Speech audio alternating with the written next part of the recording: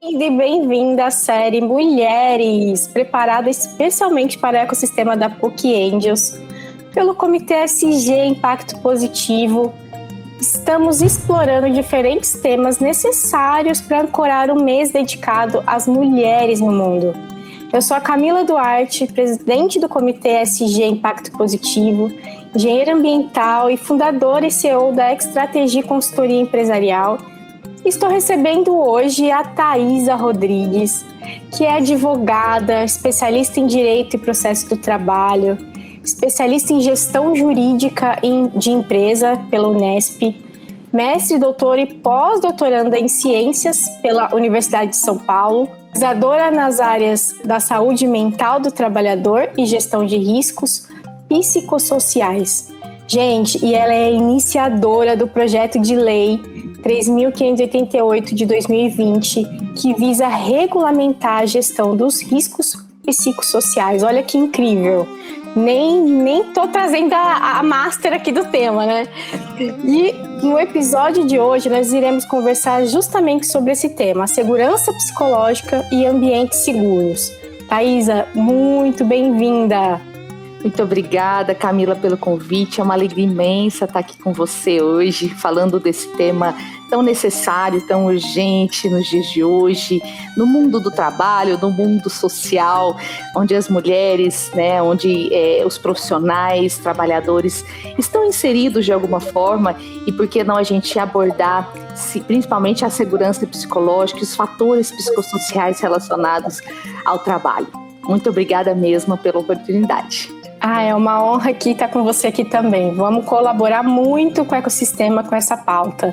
Eu vou fazer uma breve introdução para que as pessoas possam se contextualizar, dessa relevância desse tema. Porque nos últimos anos, a diversidade e a inclusão, elas passaram a ocupar um espaço muito estratégico nas organizações, As empresas começaram a perceber que tem algo importante aí no meio, que não basta ter diversidade, mas nós precisamos ter ambientes onde as pessoas se sintam seguras para participar de verdade. E é nesse ponto que entra um conceito fundamental de segurança psicológica.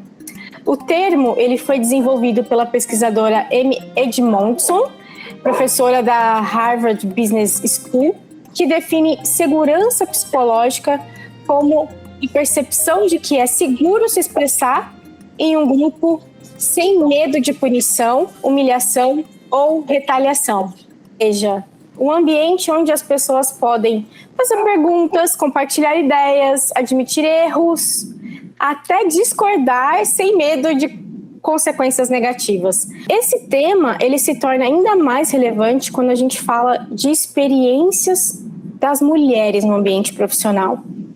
E mesmo com esses avanços que são muito importantes, muitas mulheres ainda enfrentam desafios para se posicionar em espaços corporativos. Então, quando existe essa segurança, as mulheres participam mais, contribuem com perspectivas diferentes, e conseguem exercer, inclusive, a sua liderança com mais autenticidade. Então, por isso, cada vez mais segurança psicológica vai ser tratado como um tema central que vai envolver liderança, cultura organizacional e a própria pauta ESG, especialmente dentro do pilar social. Eu quero trazer para você aqui uma pergunta, com toda essa sua bagagem na área, como que a gente pode fazer a relação de segurança psicológica com a nova NR1? Excelente, Camila. A segurança psicológica, ela passa muito pela comunicação humana. Como ocorre a comunicação dentro desse ambiente social de trabalho? Então, veja, alguns fatores psicossociais, que a gente pode considerar a nova NR1 como um marco histórico no Brasil, que a partir de maio, inclusive, começa a viger, propriamente a lei, com a fiscalização muito mais próxima e, claro, as empresas também passíveis aí de penalidade, caso não cumpram essa obrigação da 9NR, que é exatamente trazer a gestão dos riscos psicossociais no PGR, que é o Programa de Gerenciamento de Riscos Ocupacionais. Então, essa é a nova atualização da norma. E a segurança psicológica, eu acredito que ela que ela esteja ali, especialmente na dimensão de relacionamentos humanos e sociais. Por quê? Exatamente porque o ser humano, eu digo que ele é um ser relacional, sociável e humano. Se nós dissociamos essas características desse trabalhador indivíduo ali, desse ser humano, nós certamente traremos incômodos e até riscos potencialmente adoecedores. E veja como se correlaciona com a comunicação humana, muitas vezes a não comunicação dentro do ambiente, o silêncio organizacional, a indiferença, a falta de pertença daquele indivíduo naquele ambiente, e certamente a insegurança ali psicológica vai começar a ser muito recorrente nesses ambientes. E de fato, né, o que é a segurança psicológica? A falta dela, ela traz o medo, ela traz a retaliação, ela traz muitas vezes essa ausência dos espaços de escuta e fala dentro desse ambiente. E certamente é um fator causador a médio, às vezes, prazo, ou até curto prazo mesmo, a depender da gravidade ali da situação, de afastamentos, de impactos muito negativos, turnover, baixa produtividade.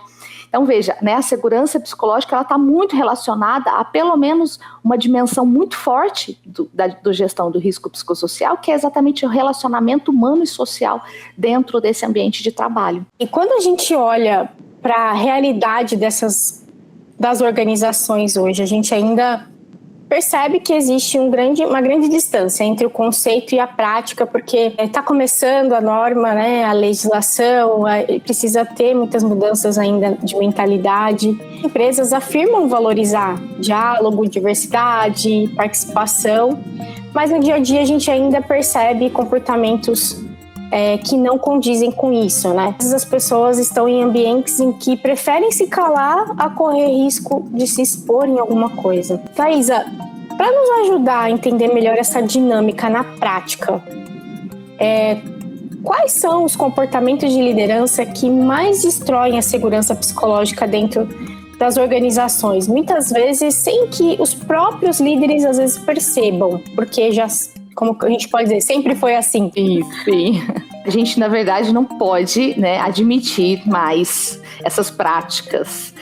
Não podem ser mais toleráveis. Exatamente que a gente tem aí nos últimos 5 anos, especialmente quando a CIPA Assédio da NR5 trouxe a evidente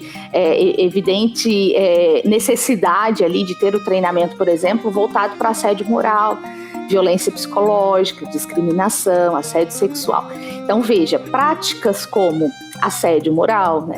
Novamente, qualquer tipo de violência, as microagressões dentro do ambiente de trabalho, muitas vezes velada, começaram a vir à tona eu acredito que nos últimos 5 anos, as empresas começaram a preocupar mais. Mas é claro, tem a teoria e a prática, como bem você falou. Aqui nós podemos, né, a empresa pode dizer que nós disseminamos, enfim, conscientização, a gente tem, né, um ambiente seguro, mas de fato existem ali oportunidades que esse indivíduo que está muitas vezes sofrendo ali, calado, ele tem a oportunidade de falar, né? Existe esse acesso aí, essa transparência dentro do ambiente de trabalho. De fato, é mais difícil, né? Nós sabemos que a teoria é muito legal, o código de conduta, as políticas e os programas voltados para esse tema, porém, muitas vezes não a ação ali ainda é ineficiente, ineficaz, do ponto de vista prático mesmo. Então, a gente vê que é um problema de cultura. Nós estamos começando a pensar exatamente, Camila, que o Brasil agora tem essa oportunidade de trazer uma cultura muito mais prevencionista, promocional, do que uma cultura reparatória. Eu sempre digo isso, até hoje nós reparamos muito dano. Nós esperamos esse trabalhador que sofreu ali, de alguma forma, as práticas desrespeitosas, muitas vezes microagressões mesmo, que são práticas, e pode ser que tá tudo... Eles dizem, mas tá tudo bem, para mim é assédio, né? Para o outro pode ser não ser assédio. Então, essa linha é muito tênue daquilo que é o limite. Então, veja, muitas vezes passa a ser uma cultura mesmo, de fato, que a gente precisa olhar precisa começar a ser construída, e a partir daqueles agentes, né, daqueles profissionais que de fato entendem, seja ele um time interno ou externo ali da organização, que possa auxiliar nessa construção transparente. Eu acredito que a transparência ela é fundamental nesse caso, e exatamente para evitar esse dano, evitar o afastamento, evitar que essa pessoa saia dali muitas vezes calada, e a gestão do risco psicossocial, com a nova NR1, ela vai trazer essa oportunidade e essa possibilidade da fala, da escuta e fala, que eu digo que é indireta, porque é por meio de questionários, mas já é um começo, já é um primeiro passo assim, muito importante e relevante para nós que estamos vivendo aí esse tempo, né, de mais mudança de mentalidade, expansão de consciência, e é claro, as pessoas que constituem uma organização. Então, é para elas que a gente precisa olhar como gestão estratégica para a sustentabilidade do negócio. Vindo assim, achei muito legal. E me vem assim, quando a gente estava preparando aqui o tema, a gente acaba escutando muitos relatos, né, das pessoas, assim, de situações que as mulheres viveram, de decisões que foram tomadas e que, no final das contas, a mulher foi punida. Né? Então, por exemplo, anunciou um assédio sexual que ela sofreu, a empresa demorou de tomar ações, vou conviver com a assediadora ainda durante algum tempo, a decisão da empresa foi mudar ela de unidade que já era quase mais sei quantos quilômetros da casa dela ainda, e depois ainda de um tempo, ela cobrando assim uma resposta em relação ao que tinha acontecido, demitida. Tem mães, né, que infelizmente tiveram dificuldades, por exemplo, em fases de introdução alimentar do bebê, foram impedidas de ficar em home office, por exemplo, uma decisão só do líder. RH ainda corroborando com isso e ainda sendo intimidada no sentido assim, olha, se em 30 dias você não resolver, você vai ser demitida. Né? E um cenário onde as atividades poderiam ser executadas home office, não teria dano algum, né? Era mais uma questão de imposição, né, desse líder. Então, gente, isso são situações reais, né, relatos reais, né, fora outros que com certeza a gente escuta por aí. Então, a mudança de mentalidade, para mim, é o fator mais relevante, assim, de se investir, né? Eu quero realmente trazer isso. Como que a gente transforma esse conceito em prática no dia a dia das empresas, realmente? Como é que a gente vai mudar esses cenários, fazer com que as empresas, os líderes enxerguem as decisões que eles estão tomando hoje e o impacto que eles estão gerando na vida das pessoas e na própria empresa, né? Exato. Vou trazer alguns números, Camila, que eu acho importante só para a gente ter uma noção de fato de indicadores, né? Só no ano de 2025, nós tivemos um aumento de 20% nos casos de assédio moral, ações judiciais cujo objeto abordava assédio moral e assédio sexual. Tivemos aí quase 145 mil novos processos quanto a esse tema, tá? Discutidos, então é uma fonte aí do TST, Tribunal Superior do Trabalho, e no MPT, no Ministério Público do Trabalho, foram 18 mil denúncias, tá, relacionadas a assédio, violência psicológica. Eu asseguro que 90% desses casos foram propostos por mulheres. De fato, as mulheres são muito mais vulneráveis a esse tipo de prática. Infelizmente, né, nós temos o silêncio organizacional dentro das empresas, né, quanto a esse tipo de prática. E, de fato, assim, é muito uma abordagem top-down. Eu falo que a gente precisa preparar as lideranças, né? A liderança, ela é fundamental para que uma equipe de fato seja segura psicologicamente. Porque é ela quem, no final, o líder é quem, de alguma forma, protege aquelas pessoas, né? Então, a depender da organização, o líder, eu falo que ele deve ter a musculatura necessária para, primeiro, que enfrentasse, porque existe o assédio também moral entre pares, né? Não é só hierarquicamente a gente falando de uma hierarquia superior, mas também entre pares. Ele precisa ter muita noção e muita consciência dos danos, né, e impactos de fato negativos que podem decorrer desse tipo de microagressões, desses tipos de ações. E veja, e nós estamos falando aqui de algo imensurável, porque o impacto humano e social é imensurável, a gente não consegue mensurar. Mas economicamente falando, Camila, eu quero trazer outro número dos Estados Unidos. Houve uma pesquisa muito importante, eu acredito que foi em Harvard, onde eles disseram que quase 2 bilhões de dólares anualmente são gastos decorrentes de ações desrespeitosas e práticas, eles disseram, grosseiras. Essa foi a palavra traduzindo. Práticas grosseiras dentro do ambiente de trabalho. São quase 2 bilhões. Então nós temos alguns custos aqui de turnover que a gente não faz, porque hoje nós estamos vivendo uma geração que não tolera mais, porque eles têm acesso à informação. A consciência coletiva no que se refere às pessoas que sofrem esse tipo de prática já são muito mais evidentes. Então nós precisamos olhar para essa liderança que muitas vezes, infelizmente, ainda existe. Eu sei que existe, já participei de comitês de ética dentro de canal de denúncia, e aí a gente já traz alguns instrumentos também que mitigam esse risco. Eu falo muito assim, parece o óbvio, mas a pessoa, quando de alguma forma está saindo ali, sofrendo esse tipo de ação, de prática, ela ter o acesso pelo menos a fala, né, que seja por meio de canal de denúncia, canal de escuta, ou até mesmo esse acesso ao líder, como nós podemos mitigar, né, esse risco, esse impacto. Quando você tem uma simples ação, eu digo, às vezes um café no meio do dia, do expediente, eu estou vendo ali uma pessoa isolada, porque alguns das consequências de uma pessoa que está sofrendo esse tipo de prática é se isolar, né? Ela se isola, ela não, né? Às vezes tem que ficar, como você falou, trouxe o caso, ao lado ali do assediador. Olha, esse é um sofrimento psíquico, só a pessoa pode calcular. Então, veja, a gente tem sim formas de trazer essa liderança, prepará-la, muitas vezes até desenvolver habilidades socioemocionais. Eu falo muito isso sim. Hoje, o líder ele vai precisar muitas vezes desenvolver pessoas. Gerir pessoas já não é mais suficiente frente ao novo mundo de trabalho, às novas relações de trabalho que vão chegando. E certamente a nova N1 vai fortalecer esse tipo de treinamento que muitas vezes precisa trazer, né? Às vezes um líder que tem muitas habilidades técnicas, mas as habilidades socioemocionais ainda são insuficientes. É preciso a empresa olhar e dizer, olha, precisamos investir. E aí tem um ROI, que você já falou um pouquinho aí desse ROI, né?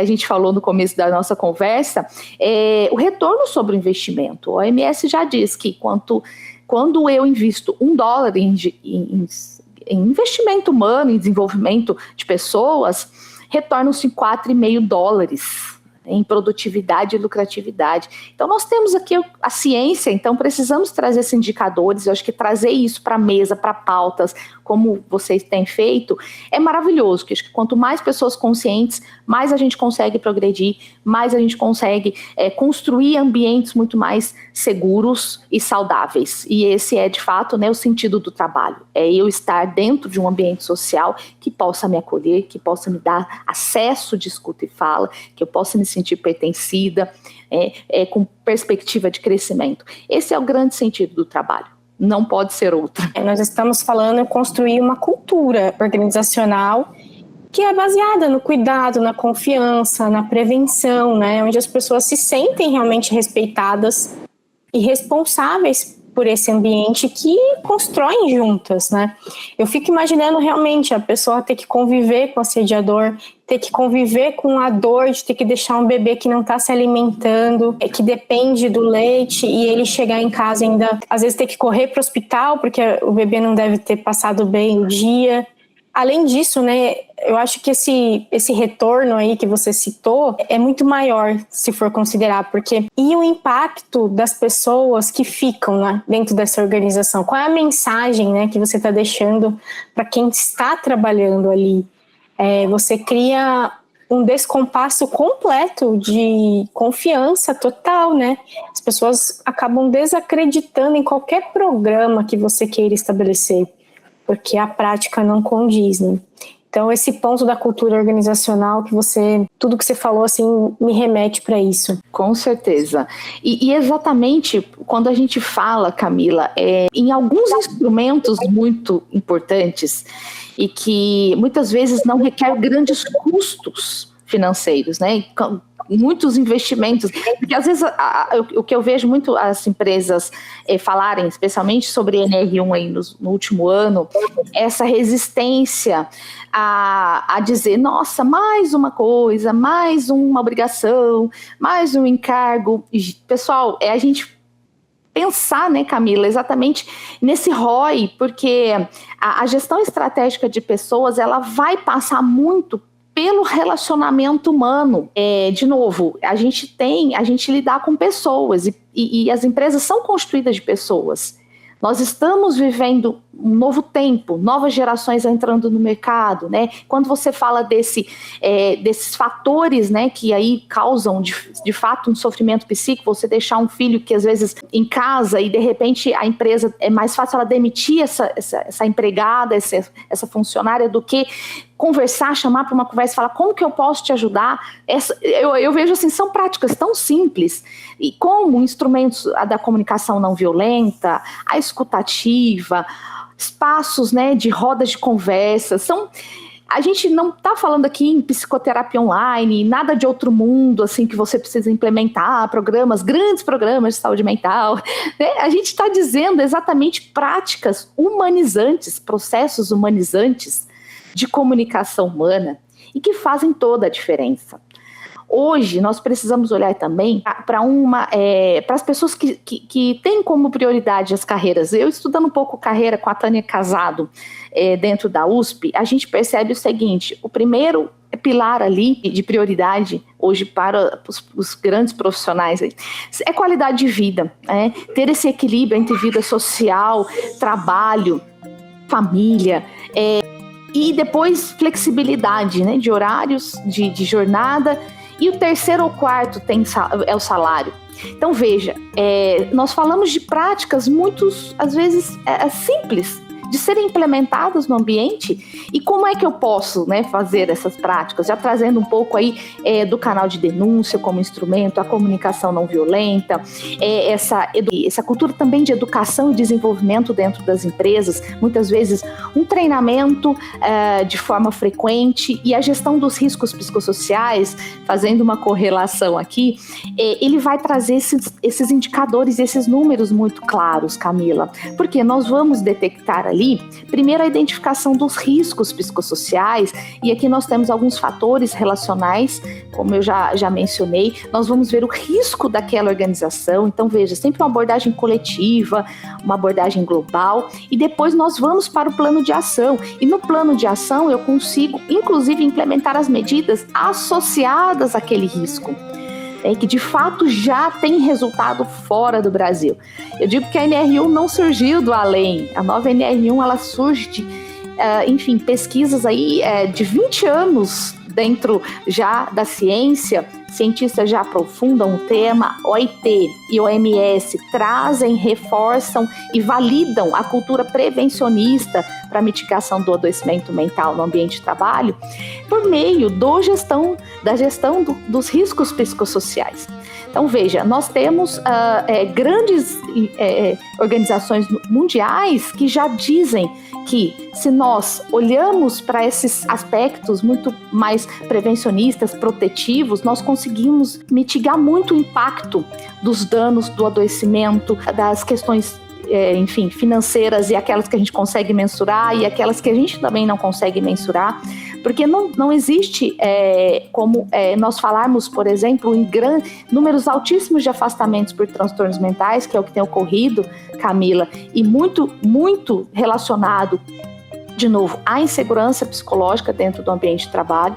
Muito desses casos de depressão, síndrome do pânico, ansiedade, foram decorrentes, sim, de fatores psicossociais relacionados à insegurança psicológica. Eu gosto muito de trazer alguns casos práticos só para você ver. Eu, como advogada, eu entrei em muitas audiências, mas foram dezenas, Camila. que quando eu me sentava na mesa, né, eu sempre advoguei para empresas, bem em frente o reclamante, o trabalhador, muitas vezes era um colega, ex-colega de trabalho, ele sentava sempre em frente. E eu vou te dizer, não foram assim 2, 3, 4, mas foram inúmeras vezes que eles disseram: olha, doutora, eu estou aqui por causa de fulano. Eu estou aqui porque fui desrespeitado por ciclano. E assim vai, sabe? E eu fui notando que 80% das reclamações trabalhistas eram originadas por conta de alguém, não dos direitos trabalhistas propriamente ditos, entende?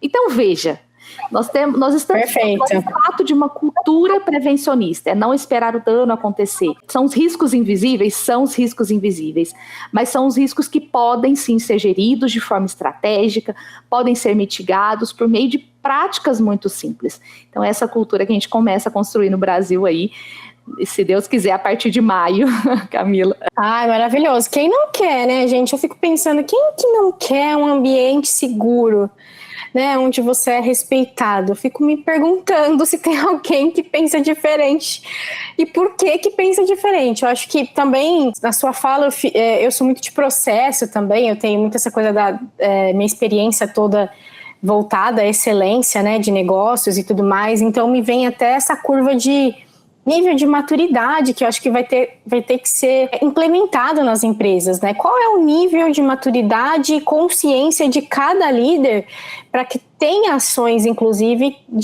que consigam ser medidas para que esses líderes possam passar por um processo de evolução também, né? Porque a gente sabe que tem muitas pessoas, principalmente os mais antigos, né, profissionais, assim, que eles sempre dedicaram muito para as organizações, né? A vida deles é a empresa. E muitas vezes eles abdicaram, inclusive, de suas famílias, em momentos importantes, né, em prol de viver algum compromisso, alguma responsabilidade dentro da empresa, né? Eu conheço casos de homens que não foram participar do parto do filho, né? Porque tinha que fazer uma implementação de um sistema em outro lugar, sabe? Coisas desse tipo. Então a gente sabe que o mundo masculino também ele é muito pressionado por resultados nesse sentido, mas será que os homens querem manter esse tipo de prática, né? Querem manter esse estilo de vida tão prejudicial a si próprio, né? Porque não é só sobre mulheres, né, que a gente acaba desenhando aqui todo esse diálogo, é sobre um repensar de que mundo, de que planeta, de que relações a gente realmente quer construir daqui para frente, né? E aproveitando esse ponto todo que você trouxe, fica muito claro que nós podemos dizer que segurança psicológica deixou de ser um tema de clima organizacional. Ele passa a ser agora um verdadeiro ativo organizacional. É estratégico para sustentabilidade, para governança e gestão de riscos, né? E é exatamente isso. É a relação humana, é por causa de alguém, é porque alguém deixou de olhar o outro de uma maneira empática, de um olhar mais diferenciado, que gerou um movimento que levou a empresa para o tribunal, né? Então, assim, cara, como é importante os CEOs, né, os donos de empresas também, até falando das empresas que são mais familiares, prestarem atenção em quem que você está colocando para liderar. E aí entra valores, aí entra ética, aí entra um conjunto de informações sobre esse humano que a gente precisa agora colocar na mesa, né? Não é só sobre resultado, sobre o tempo de dedicação, mas como que ele vai performar, influenciando e estimulando pessoas a crescer de uma maneira respeitosa, né? E então é um ativo organizacional. Muito.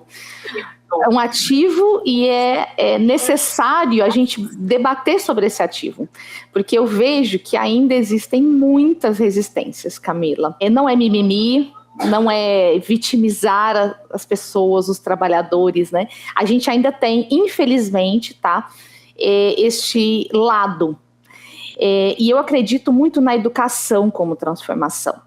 Eu acho que tudo começa pela educação. Eu acredito que nós transformamos as pessoas e o meio por meio da educação.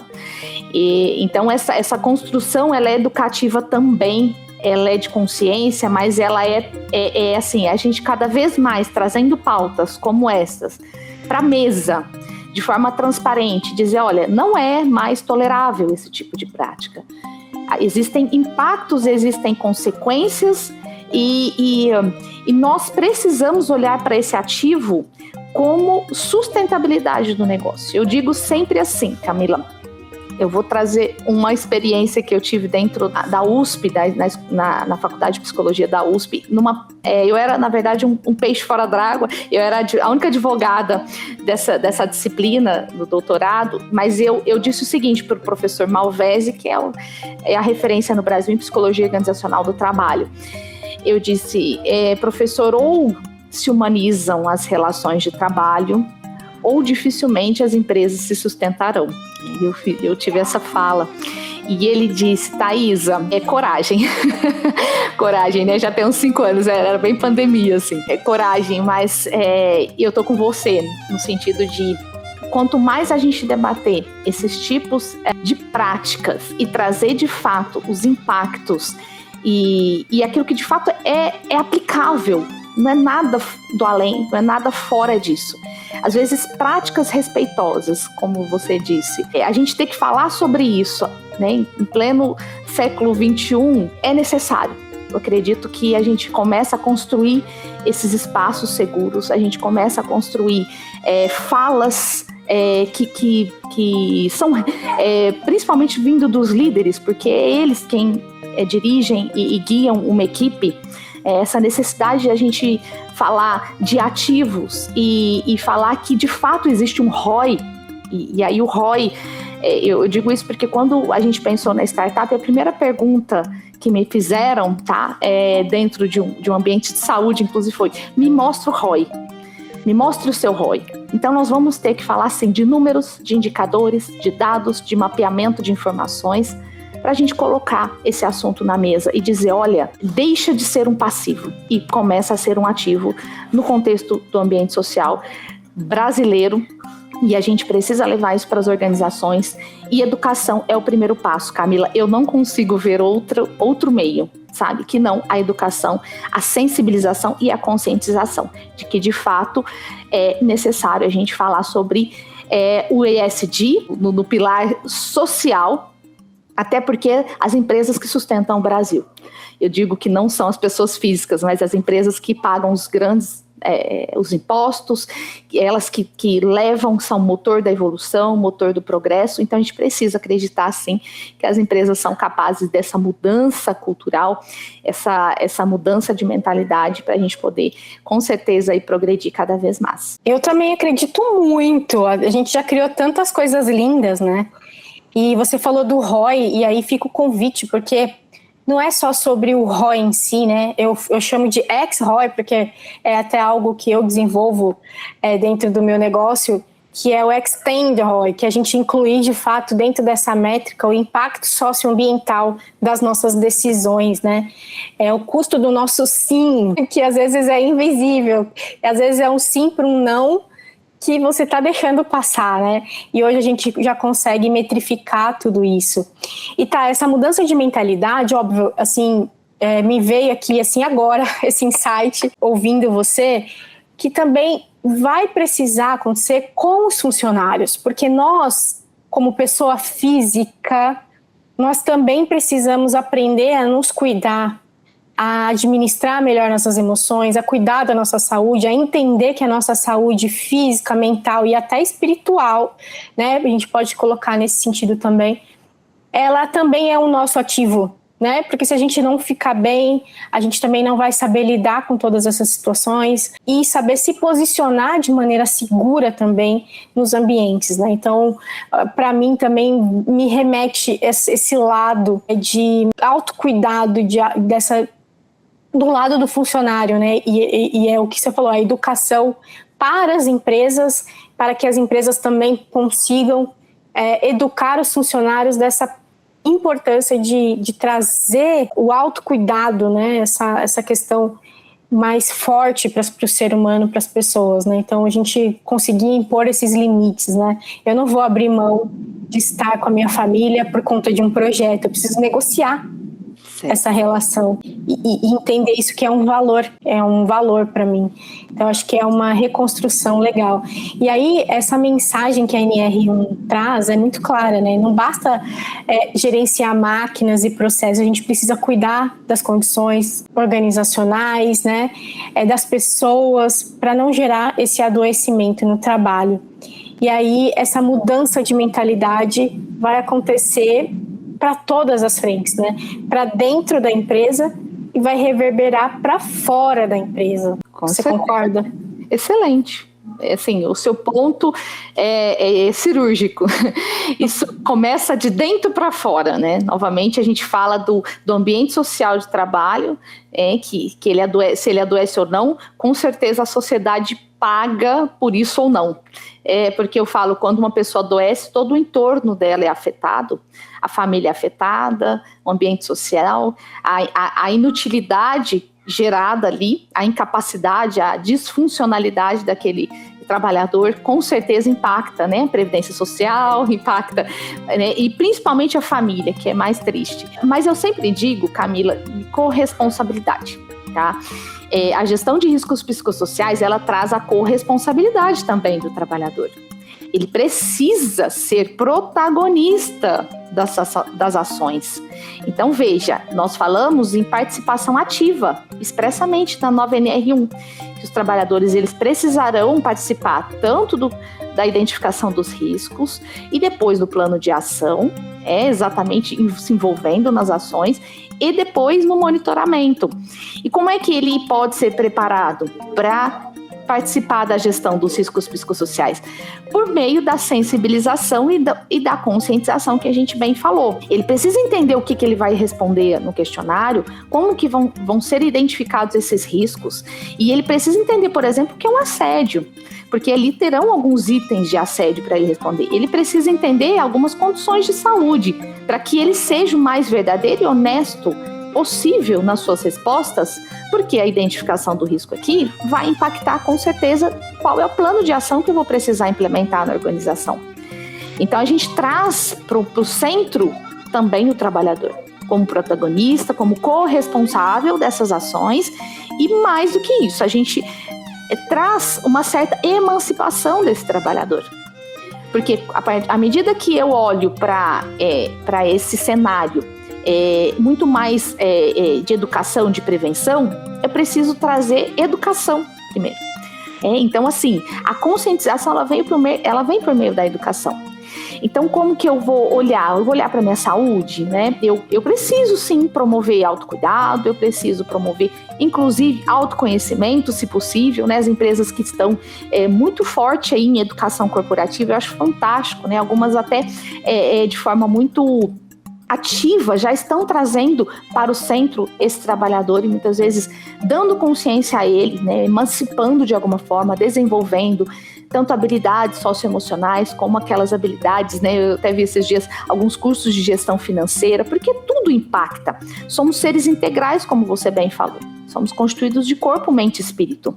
E essa integralidade, ela está inserida dentro desse ambiente social. A gente não consegue falar assim, olha, deixa os seus problemas pessoais. Isso não existe mais, né? Já ouvimos muito isso, né, Camila? Eu já ouvi há uns 10, 15 anos atrás. Não, isso aqui, seu problema está na sua casa. Agora aqui você é a Thaís, advogada, e vai, enfim, trabalhar 12, 14 horas por dia, né? E esqueça o que você tem na tua casa. Isso não existe mais. Então, a gente precisa falar sobre isso também. Então, veja, Camila, corresponsabilidade. Acho que são 3 pontos fundamentais. Corresponsabilidade, autocuidado e educação.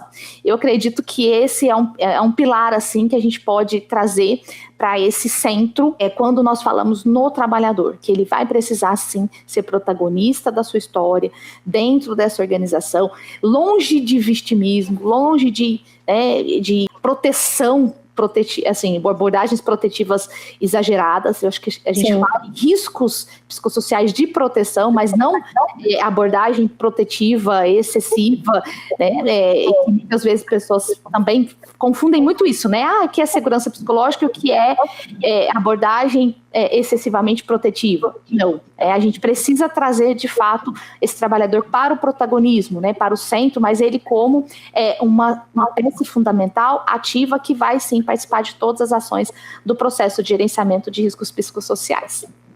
O mundo é responsável por essa mudança, por essa transformação. Para encerrar, assim, que mensagem você deixaria para líderes que ainda duvidam desse novo modelo, especialmente quando a gente pensa no desafio para as mulheres, né, de construir esse ambiente mais seguro, que elas se sintam realmente à vontade, que elas possam confiar em expressar uma questão?